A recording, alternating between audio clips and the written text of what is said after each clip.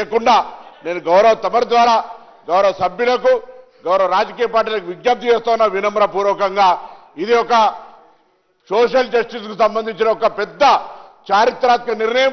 ఇంత గౌరవ ముఖ్యమంత్రి గారు చెప్పినట్టుగా మా నాయకుడు రాహుల్ గాంధీ గారు, దాని తర్వాత కామారెడ్డి డిక్లరేషన్, ఇంటింటికి వెళ్ళి సర్వే, ఇవాళ క్యాబినెట్ అన్ని రకాల కార్యక్రమాలు చేసాం. ఇంకేదైనా ఉంటే కూడా సభ యొక్క తెలంగాణ బిల్లు పెట్టినాడు కూడా ప్రిన్సిపల్ ఆపోజిషన్ సుష్మా స్వరాజ్ గారు నాయకురాలు ఆనాడు చెప్పింది ఒకటే, అధికార పక్షం ప్రతిపక్షం మనం ఏకగ్రీవంగా మూడ్ ఆఫ్ ది హౌస్ అన్నప్పుడు వెళ్ళ వస్తే డిస్టర్బెన్స్ అవుతుందని హెడ్ కౌంట్ పెట్టి బిల్లు పాస్ చేశారు అధ్యక్ష. ఇవాళ అటువంటి సాంప్రదాయాలు ఒక పెద్ద చారిత్రాత్మక నిర్ణయం జరిగితే కోటికెంటికల్ ఎక్కువట్టు ఊకే దాంట్లో అది ఇది అనే కంటే చర్చ వద్దు వద్దు అని దయచేసి నేను మీ ద్వారా మరొకసారి గౌరవ సభ్యులకు ఏం చేస్తున్నా, మీరు అడుగుతున్న అంశాలు డెఫినెట్లీ ఒకరోజు చర్చకు అవకాశం ఇవ్వండి.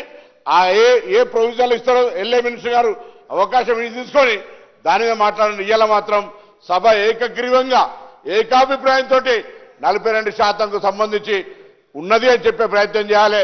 నేను గౌరవ వర్కింగ్ ప్రెసిడెంట్ కేటీఆర్ గారిని కూడా కోరుతా ఉన్నా, ఇవాళ డిఫరెంట్ ఆఫ్ ఒపీనియన్ రావద్దు, ఇందులో ఏకగ్రీవంగా రావడానికి మీరు సహకరించి పార్టీని ముందుకు తీసుకుపోవాలని సందర్భంగా కోరుతా ఉన్నా. Speaker sir